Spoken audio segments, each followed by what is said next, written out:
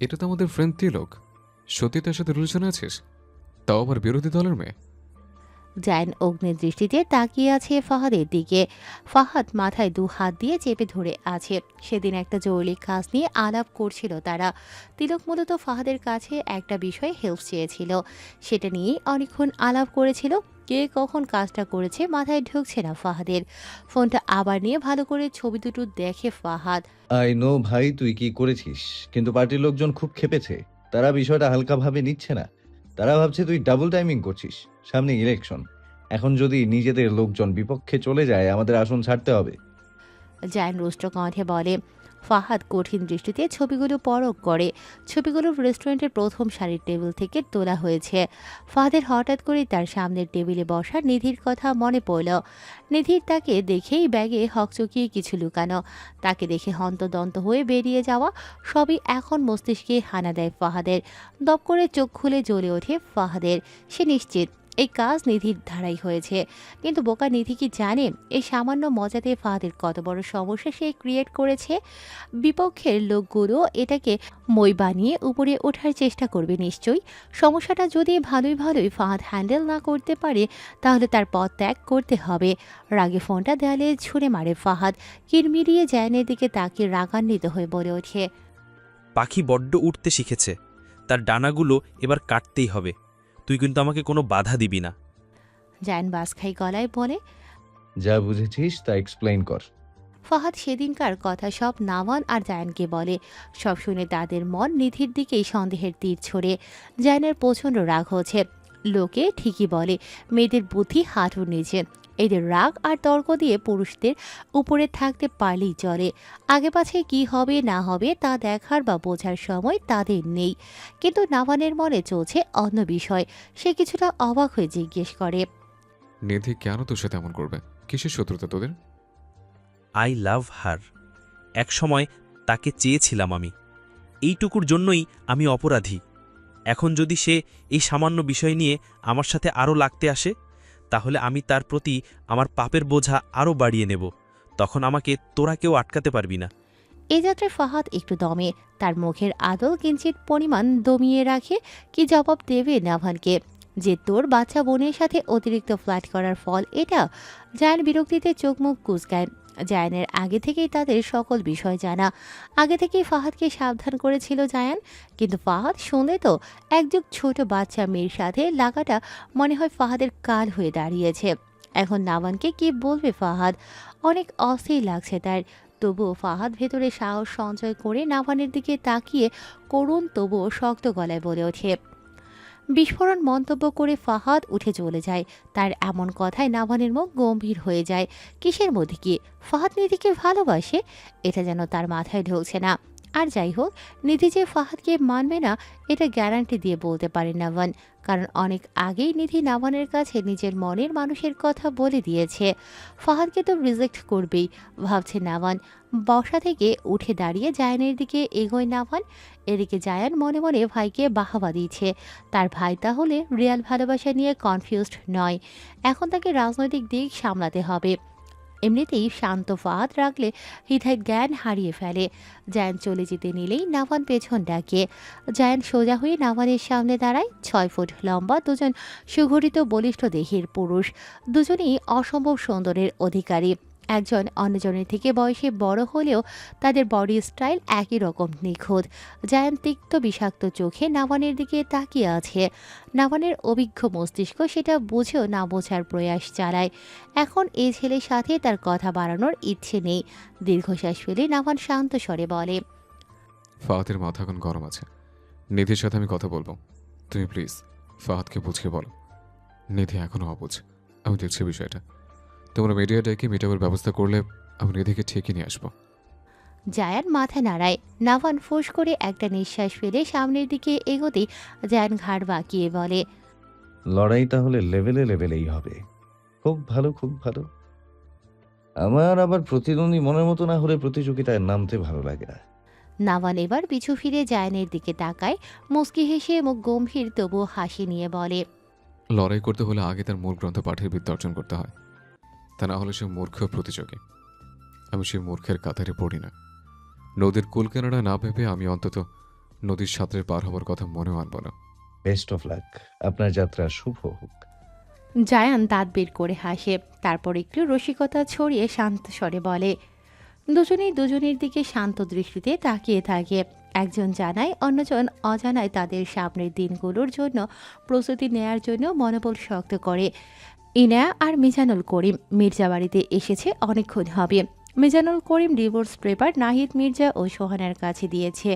উনি বলেছেন সকল কন্ডিশন নাভানকে দেখিয়ে তার থেকে সাইন নিয়ে নিতে, তারপর ইনায়া সাইন করে দেবে। আজকে ইনায়া আর সোহানার মুখ খুব শান্ত, তাদের মুখ দেখে বোঝার উপায় নেই ভেতরে কি চলছে। নাহিদ মির্জা হতাশ হয়ে মাথা নিচু করে নেয়। বাড়ির সবারও ইনায়ার জন্য ভেতর নড়ে উঠছে আজ। আয়শা আর নিপা নির্বিকার। সবচেয়ে বেশি কষ্ট নিধি পাচ্ছে, তার এই মিষ্টি ভাবিটা আর ভাইয়ের বউ থাকবে না। কি হতো ভাই ভাবিকে মেনে নিলে? নিধির অবস মাথায় এই প্রশ্নটাই বারবার ঘুরতে থাকে। নওয়াজ মির্জা এবার নাহিদ মির্জাকে ডিঙিয়ে বলে উঠল, আজকে বোধহয় তার সম্ভব হবে না। নাভার বাইরে আছে, ও এলে আমার পরিবারের সবাই মিলে দেখব বিষয়টা। ইনার বুকটা ধুমড়ে মুচড়ে উঠল যেন। মনকে তো শক্ত করেছিল সে, কিন্তু পরিস্থিতির সামনে আসতেই ধৈর্যের বাঁধ ভেঙে যাচ্ছে। ইনায়া নিজেকে আরও কঠিন করল। নওয়াজ মির্জা তখন খানিকক্ষণ চুপ থেকে আবার বলে ওঠে, দেনমোহরের হিসাবটা বোধহয় এখন করে নিলেই ভালো হয়, পরে না হয় অ্যামাউন্টটা ইনায়ার কাছেই পাঠিয়ে দেব।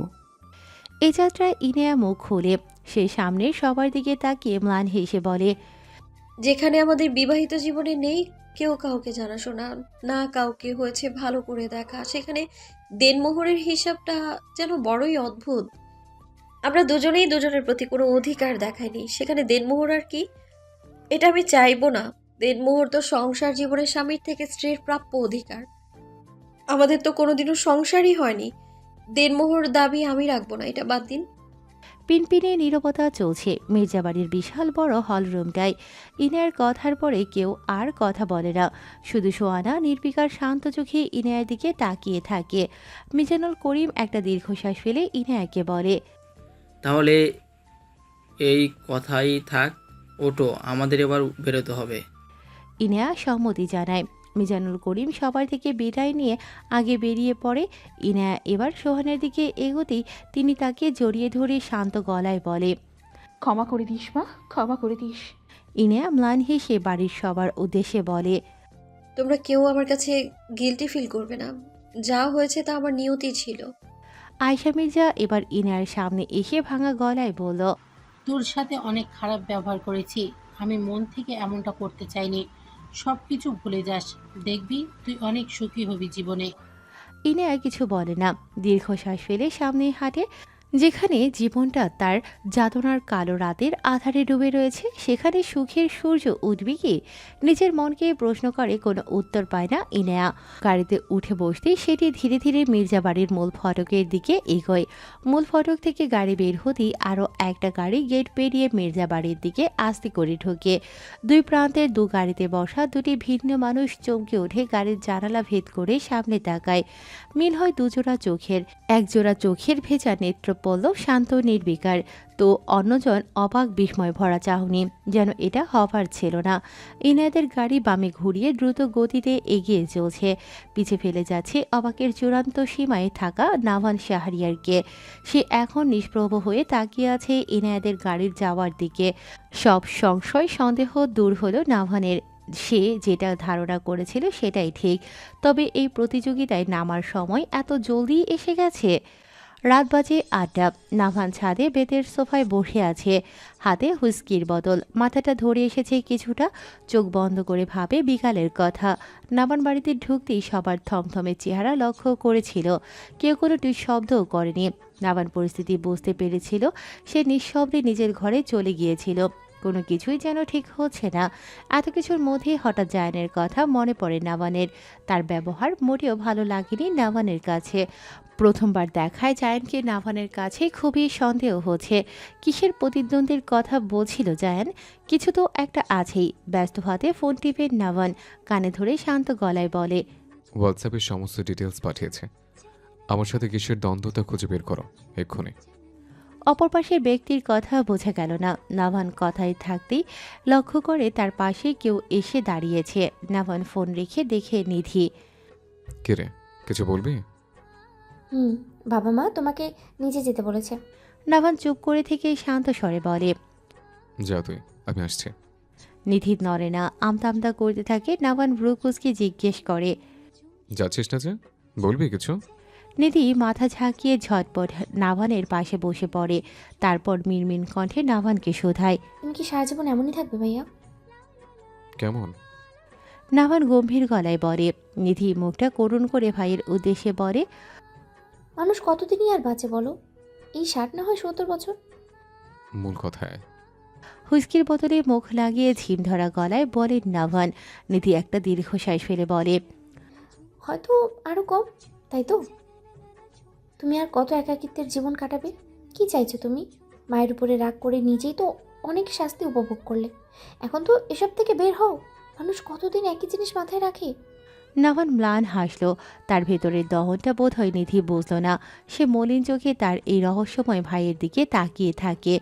একটা কথা কি জানিস, আমি সারা জীবন আপন মানুষের কোলাহল, আদর, ভালোবাসার শিখতে হতে চেয়েছিলাম। সবাই আমাকে অসম্ভব ভালোবাসত। মায়ের মৃত্যুর পর যেন সেটা অধিক হয়ে গেছিল। সবার চোখের মনে ছিলাম। আমি নিজেও এই আদর, ভালোবাসা এত শিখতে হয়েছিলাম যে কে আজকে কতবার আমায় ডেকেছে তাও কাউন্ট করতাম। কথাটা বলে নাভান নিজেই হেসে ওঠে। তারপর নিধির দিকে তাকিয়ে শান্ত স্বরে বলে। মাই আমাকে এমন বানাতে চেয়েছিল, আমি তা হয়েছে। আর দেখ, আমি এখন তার দুঃখের মূল কারণ। কথাটা বলে নিশ্চুপ হয়ে যায় নাভান। নিধি তার ভাইয়ের দিকে তাকিয়ে থাকে। হয়তো এই নিঝুম রাতের মতোই নাভানের ভেতরটা সন্ধ্যা ঘনিয়ে রাত হয়ে এসেছে। তুমি আর মা একই রকম। জানো তো, তোমরা অতীত ঘেটে বর্তমান নষ্ট করার জন্য ওস্তাদ। সব ভুলে যাও, নতুন করে জীবনটাকে ভালোবাসো, মেনে নাও না ভাবিকে। যা একদিনে হয়নি। নিধি নাভানের কাছে গিয়ে হাত ধরে মিষ্টি হেসে বলে। নাভানের মুখটা রাতের আধারের মতোই অন্ধকার করে নেয়। ইনায়ের কথা মাথায় আসতেই ঘাড় বাঁকা করে নিধির দিকে তাকায়। জানো ভাইয়া, ভাবি বড্ড ভালো। ও সবসময় এক বুক যাতনা নিয়ে হাসতে পারে। এতটুকু জীবনে তার কষ্ট নেহাতি কম নয়। তারপরেও তোমার যাতনা নিয়ে এসে দিব্যি চলে যাচ্ছে। মায়ের সাথে পাল্লা দিতে গিয়ে তুমি এক নিষ্পাপ মেয়েটাকে অনেক কষ্ট দিয়েছো, যেটা তুমি মোটেও ভালো করনি। 9টা মাস লেগেছিল ভাবি ঠিক হতে। সে কয়েকবার সুইসাইড করতে গিয়েও নিজেকে দমিয়েছে। তোমার ভাবিকে পছন্দ না হলেও তো মাকে বলতে পারতে। বিয়ে করে চলে যাওয়াটা কি খুব দরকার ছিল? নিশ্চুপ নাভান শাহরিয়ারের মুখ যেন অতল গহ্বরে হারিয়েছে। কোনো জবাব সে তৎক্ষণাৎ মুখ ফুটিয়ে দিতে পারল না। নিধির থেকে চোখ সরিয়ে ছাদের নীল যে আলোক শিখাতে তা নিবদ্ধ করে। নিধি নাভানের হাত ছেড়ে দাঁড়িয়ে থাকে। কয়েক মুহূর্ত নীরবতায় কেটে যায়। আর কোনো কথাই কেউ বলে না। হঠাৎ সেই নীরবতা কাটিয়ে নাভান বলে উঠল। প্রথমবার কানাডায় নিজের জীবনের প্রতি তিক্ততা এসেছিল আমার। আমার মন তখনই অনেক অসুস্থ হয়ে পড়েছিল। আমি চাইতাম স্কুলে যাওয়ার আগে মায়ের হাতের ব্রেকফাস্ট, দুপুরের টিফিন, সন্ধ্যার স্ন্যাক্স, রাতের ডিনারটাও। চাইতাম স্কুল থেকে ফিরে পরিবারের সাথে আড্ডা দিতে। কিন্তু আমার স্বপ্নগুলো থেকে তখন বাস্তবতা খুব নিষ্ঠুরতম হয়েছিল। যান্ত্রিক রোবটের মতো রুটিন মাফিক জীবন হয়েছিল আমার। একা একা যখন থাকতাম মাকেই বেশি দোষারোপ করতাম। তখন নিজেকে মায়ের কাছে রিমোট কন্ট্রোল মেশিন মনে হতো। খুব রাগ হতো। সে বাংলাদেশে থেকেও আমাকে উপদেশ দিত, এভাবে চলো না, ওটা করো না। সব মিলে আমার জীবনের সুখটা আমি খুঁজে পাইনি। অনেক বছর পর যখন অতিথি আমার জীবনে এসেছিল, তখন নিজেকে অনেক রিল্যাক্স মোডে ফিল করেছিলাম। আমি ভেবে নিয়েছিলাম এটাই হয়তো আমার হ্যাপিনেস হবে। তা তো মায়ের অনিচ্ছে আমার ভালো লাগেনি। মাকে বলছি কোনো লাভ হয়নি, সে অতিথিকে মানবে না। আমার তখন মনে হচ্ছে মা আবার আমার জীবনটাকে অন্ধকার করে দেবে। কিন্তু মাতৃত্বের দোহাই দিয়ে যখন ইনাকে মা বিয়ে করতে বলে, তখন আমি আর নিজের মধ্যে ছিলাম না। নিজের পছন্দের মতো কি লাইফ পার্টনার সিলেক্ট করতে পারবো না? মা তো ছেলে বউ চেয়েছে, তাই পরের কাজ করে মায়ের সাথে রাগ দেখিয়ে করা। এর মাঝে আমি জিনের সাথে ভুল করছে তা বেমালুম ভুলে গিয়েছিলাম। নাভান নিশ্চুপ হয়ে যায়। নিধিও চুপ করে থাকে।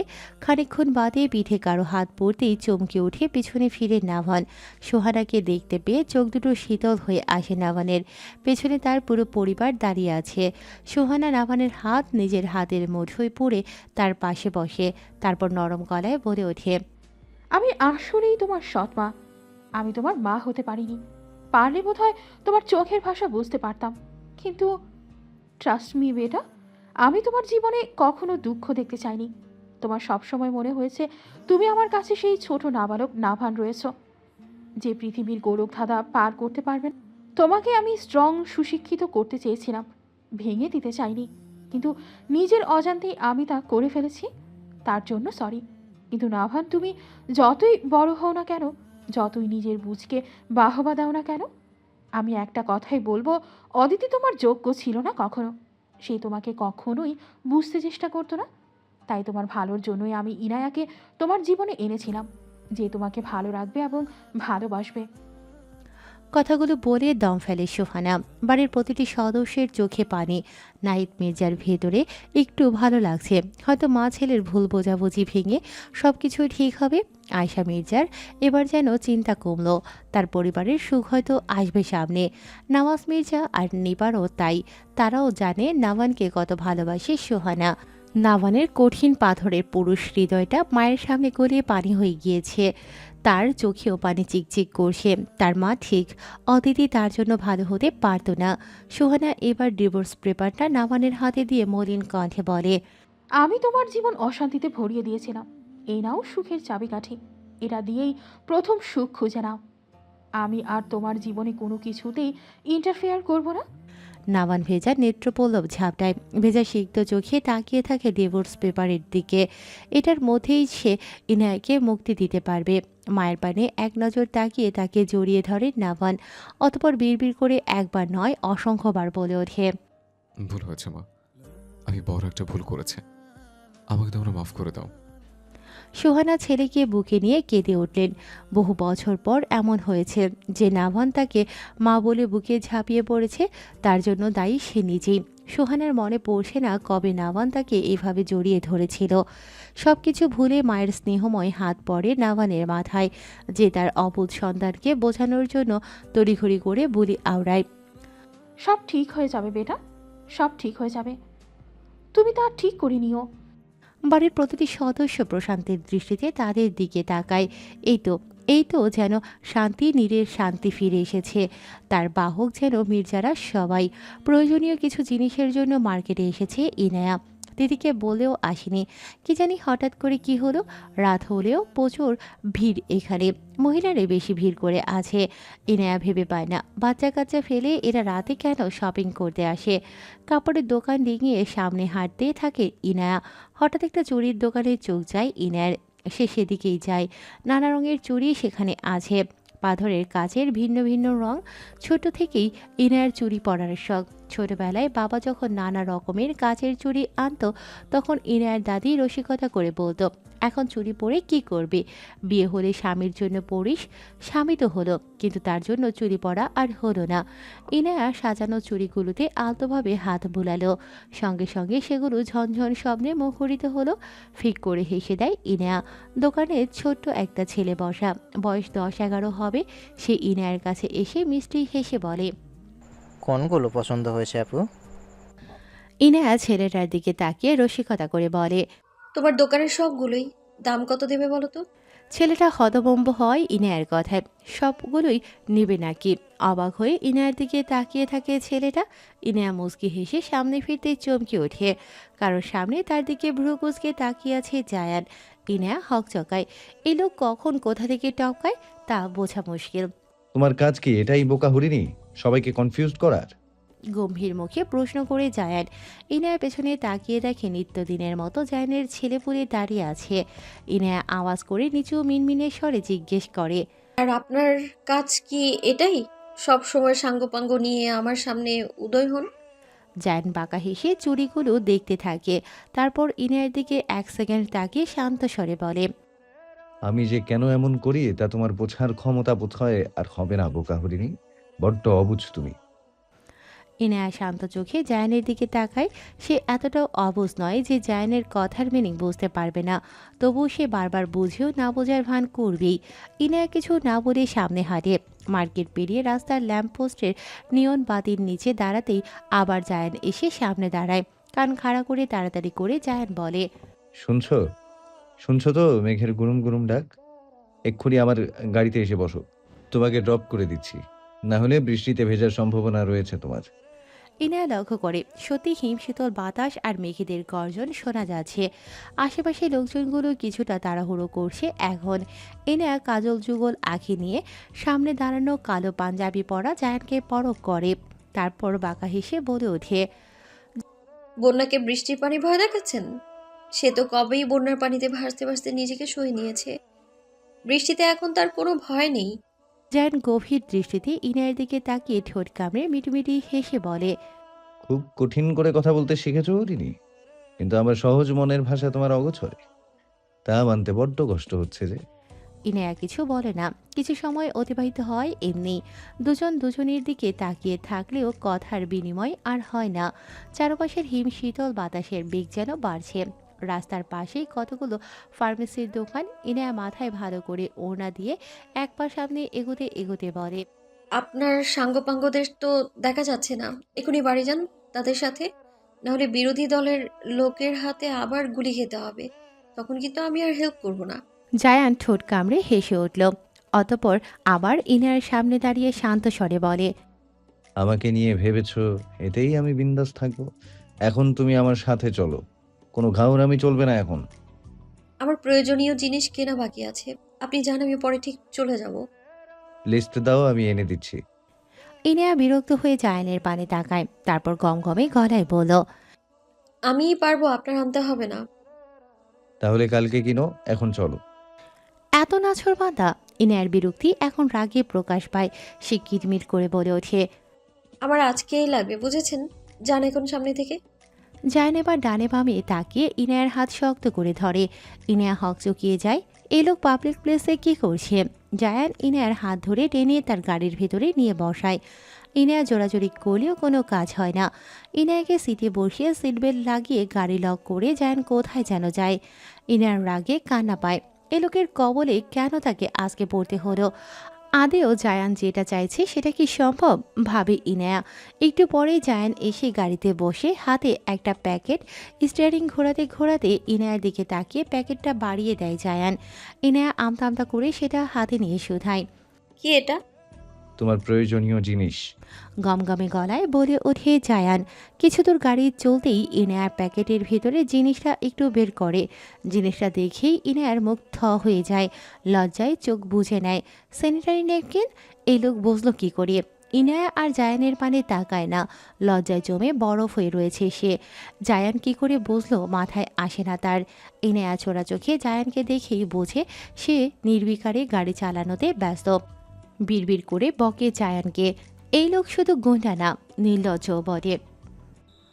আজ মির্জা বাড়িতে যেন একটা খুশির আমেজ বিরাজ করছে। পরিবারের সবাই খুব হাসি খুশি। এতদিনের সুখ যেন পা রাখলো এই বাড়িতে। আয়শা মির্জা মন ভরে দোয়া করে নাভানকে। ঠিক মায়ের সাথে সব ঠিক হতেই ছেলেটা প্রায় আহ্লাদি হয়ে গিয়েছে। সোহানা আজ নিজ হাতে সব রান্না করেছে। নিপা খাবার টেবিলে সুন্দর করে তা পরিবেশন করছে। নওয়াজ আর নাহিদ মির্জা অফিসের একটা বিষয় নিয়ে ব্যস্ত। আয়শা মির্জা তার ডানে তাকিয়ে দেখে নিধি ঝিমানো মুরগির মতো ঝিমোচ্ছে। অনেক রুষ্ট হয়ে যায় তিনি। এই মেয়ের ঘুম কই থেকে আসে তিনি বুঝে পান না। ভার্সিটির জন্য রেডি হয়েও এমন সকাল 9টা বেজেছে, তারপরেও এ ঝিমোচ্ছে। আয়শা মির্জা এবার বাজখাই গলায় বলে ওঠে, এই মেয়ে সারা রাত কী করছিলি? এখনও ঝিমোতে হবে? যা, ভাইয়াকে গিয়ে ডেকে আন, নাস্তা করতে হবে। আয়শা মির্জার কথায় নিধির ঝিমানো বন্ধ হয়। চোখ খুলে তাকায় তার পানে, তারপর গাল ফুলিয়ে গম্ভীর মুখে বলে, আজকের কথাটা ভুল বললে দাদি। আয়শা মির্জা পান চিবোনো বাদ দিয়ে নিধির দিকে ভ্রু কুঁচকে তাকায়। নিধি তার দিকে বিজ্ঞ মানুষের মতো তাকিয়ে রয়েছে। তিনি বিরক্তি নিয়ে নিধিকে বলে, ভুল বললাম মানে? ঘুমের জন্য কি উল্টোপাল্টা বিক্ষোভ করছিস আমার প্রতি? নিধি এবার মুচকি হেসে ওঠে। তারপর বাবা চাচা আর মা চাচিকে লক্ষ্য করে মিনমিনে স্বরে বলে, একজন তো ভাইয়া আর অন্যজন হলো সাইয়া। বলে লজ্জা পাওয়ার ভান করে নিধি। আয়শা মির্জা চোখ গোল গোল করে নিধির দিকে তাকায়। তিনি অবাক স্বরে জিজ্ঞেস করে, ওমা, তুই কি করে জানলি? এটা তো আমাদের সিক্রেট মিটিং ছিল। এর ডিল তো গোপনে করেছি, তোর তো জানার কথা না। নিধি মুখ ভেঙচিয়ে উঠল। তারপর আয়শা মির্জার কানে কানে মৃদু স্বরে বলে ওঠে, সিক্রেট মিটিং যে ঘরের দরজায় জানালা বন্ধ করে করতে হয় তাকে তুমি জানো না? তার মানে চুরি করে শুনেছিস? নিধি ডানেভাবে মাথা নাড়িয়ে উঁচু গলায় জবাব দেয়, চুরি করে শুনিনি, তোমার রুমে ঢুকতে গিয়ে শুনে ফেল। আয়শা মির্জা ভাবে দুটোর মধ্যে পার্থক্য কি। তিনি নিধিকে তিক্ত গলায় বলে, যা বলছি তা এক্ষুনি কর, না হলে ডিল ক্যান্সেল করে দিব। নিধি মুখ বাঁকায়। নিপা এসে সবাইকে খাবার টেবিলে ডাকে। নিধি উপরে উঠতে গেলে সোহানা বলে ওঠে, নাভান নেই, সকালেই বেরিয়ে গেছে, কি যেন একটা জরুরি কাজ আছে বলল। আয়শা মির্জা পান চিবোতে চিবোতে বললেন, তাই বলো, এই জন্যই তো ছেলেটার কোনো হদিশ পাইনি সকালে। নিধি এবার ঈশানের রুমে যায় ডাকতে। নিধির পরনে ঈশানের কালো একটা টি শার্ট আর কালো জিন্স, কোমরে আছে টি শার্টের একটা গিট দেয়া। দুবার নক করার পর ঘুমন্ত চোখ মুখ নিয়ে দরজা খুলে ঈশান। নিধি চমৎকার একটা হাসি দিয়ে বলে ওঠে, নিচে নাস্তা টেবিলে ডাকছে তোমাকে, জলদি চলে এসো। আজ আর নিধির কথার প্রেক্ষিতে হাসল না ঈশান, উল্টো চোখে মুখে বিরক্তি ভাব করে ঈশান। নিধি কিছুটা অবাক হয় ঈশানের মুখের এমন অভিব্যক্তি দেখে। সে কিছু বলতে যাবে তার আগেই খেকিয়ে ওঠে ঈশান। তুই আবার আমার টি শার্ট পরেছিস? খোল বলছি, এখনই খোল। চমকে ওঠে নিধি। ঈশানের এমন কর্কশ কণ্ঠ শুনে চমকে যায় পুরো। চোখের কোণে পানি ভিড় করে। সবসময় আহ্লাদে করে কথা বলা ঈশানের হঠাৎ এমন রুড বিহেভ সহ্য হচ্ছে না নিধির। কাপা গলায় জিজ্ঞেস করে, কেন? আমি তো প্রায়ই পড়ি, তখন তো কিছুই বলনি। ঈশানের রাগ যেন আরও বৃদ্ধি পায়। হুঙ্কার ছেড়ে দিয়ে আবার বলে ওঠে, তুই কি এখনো ছোট আছিস? সব সময় আমার জিনিস তোর নিতে হবে? এখনই গিয়ে খোল এটা। ঈশানের চিৎকারে নিপা দৌড়ে আসেন। নিধি ঠোঁট উল্টে কেঁদে দিয়েছে। তিনি এসে দেখেন নিধি কাছে, আর ঈশান রাগান্বিত হয়ে তাকিয়ে আছে নিধির পানে। নিপা অবাকে সুরে বলে ওঠেন, কি রে, সকাল সকাল কি শুরু করলি? মেয়েটাকে বকছিস কেন? তোমাদের আল্লাদি মেনার্স বুঝে না, আর যেন এ আমার জিনিসে হাত না দেই। আমি যাকে তাকে আমার জিনিস ধরার অধিকার দেই না। নিপার মুখে বিস্ময়। তিনি আজ পর্যন্ত ঈশানকে নিধির সাথে এমন স্বরে কথা বলতে দেখেনি। তিনি ধমক দিয়ে ঈশানকে বললেন, মারবো একটা, তাড়াতাড়ি নিচে আয়, আর নিধির চল আমার সাথে। নিধি অশ্রুসিক্ত চোখে ঈশানকে একবার দেখে নিপার সাথে চলে যায়। আজ সে প্রচুর শখে আছে। খাবার টেবিলে ঈশানের মুখ থমথমে ছিল। আগের মতো কোনো কিছুই বলল না। নিধিও চুপচাপ হয়ে গেছে। খাবার পর নিধি উঠতে নিলে ঈশান সবার উদ্দেশ্যে বলে, তোমরা নাকি আমার আর নিধির বিয়ে ঠিক করেছো? সবাই হতভম্ব হয়ে যায়। একে অন্যের দিকে তাকিয়ে থাকে কিছুক্ষণ। আয়শা মির্জা শান্ত স্বরে জবাব দেয়, আমি ঠিক করেছি, কিন্তু তুই কি করে জানলি? সত্য কতদিন লুকানো থাকে বলো? আর আমি একটা জিনিস ভেবে পাচ্ছি না, তোমরা কি করে এই চিন্তাভাবনা মাথায় আনতে পারো? যেখানে আমি নিধিকে নিজের বোনের মতো দেখি, সেখানে বিয়ে ভাবতে পারছি না আমি। রাগী গলায় বলে ঈশান। নিধির বুকটা ধক করে উঠল। নেত্রপল্লব ঝাঁপিয়ে ঈশানের দিকে দৃষ্টি স্থির করে রাখল। আয়শা মির্জা রুষ্ট হয়ে নিধির দিকে তাকায়। তিনি ভাবে নিধি হয়তো ঈশানকে জানিয়েছে। নওয়াজ মির্জা ঈশানের দিকে তাকিয়ে শান্ত গলায় জিজ্ঞেস করে, আমরা বড়রা মিলে চিন্তাভাবনা করেই এই ডিসিশন নিয়েছি। আমাদের মনে হচ্ছে তোমরা ভালো থাকবে, এতে আমাদের সবারই মত আছে। আমার মত নেই। তোমাদের উচিত ছিল আমাকে এ বিষয়ে জানানোর। তোমরা কাজটা ঠিক করনি। ঠাস ঠাস করে বলে ওঠে ঈশান। বাড়ির সবাই আরও অবাক হয়।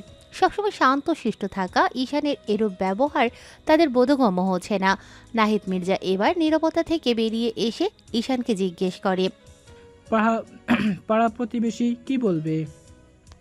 আসলে বিষয়টা তোমাকে জানানো দরকার ছিল। তুমি শান্ত হও ঈশান, তোমার মতের বিরুদ্ধে কিছুই করব না। নাহিদ মির্জার কথাটা আয়শা মির্জার পছন্দ হয় না। তিনি গম্ভীর গলায় ঈশানকে বলে ওঠেন, আমি যা বলেছি তাই হবে। বিয়ে তো নিধির সাথেই হবে, বাড়ির মেয়ে বাড়িতে থাকবে, এটা ভালো নয় কি? তার সাথে তাল মেলায় নিপাও। তিনি ঈশানের কাঁধে হাত বোলাতে বোলাতে বলে, মেয়ে তো খুঁজতেই হবে, তাহলে ঘরের মেয়ে কেন নয়? তুই একবার ভেবে দেখ না। ঈশান কোনো উত্তর দেয় না, চুপ করে থাকে। এদিকে নিধি যেন নিজের মধ্যে নেই। সুখ সুখ অনুভব হওয়া মনটা আচমকাই কষ্টে ভরে যাচ্ছে। সোহানা এতক্ষণ চুপ করে থাকলেও দীর্ঘশ্বাস ফেলে ঈশানকে জিজ্ঞেস করে ওঠে, তুমি কি কাউকে ভালোবাসো ঈশান? বলতে পারো। সোহানার কথায় সবাই এবার চুপ হয়ে যায়। এটা কারো মাথায় আসেনি। সকলেই ঈশানের দিকে জিজ্ঞাসু দৃষ্টিতে তাকায়। ঈশান চুপ করে থাকে কিছুক্ষণ। কালকে সে বাড়িতে এসে ভেবেছিল বিষয়টা নিয়ে কথা বলবে, কিন্তু রাতে নাভানের সাথে পুরো পরিবারের হাসি খুশি মুহূর্ত নষ্ট করার মন চাইছিল না তার। এদিকে নিধির মনটা বিষাদে ছেয়ে যায়। সে প্রাণপণে দোয়া করে ঈশানের জীবনে যেন কেউ না থাকে। নীরবতা কাটিয়ে ঈশান গমগমে গলায় বলল, আমি তিথিকে ভালোবাসি। কথাটা প্রতিধ্বনিত হতেই নিধির কানটা ঝাঝা করে উঠল। সে কি ভুল শুনেছে? না তো। হলরুমে পিনপিনে নীরবতা চলছে। সবার মনে একই প্রশ্ন, তিথিকে। নাহিদ মির্জা একটু ভেবে বলে উঠলেন, মিজানুল করিমের মেয়ে তিথি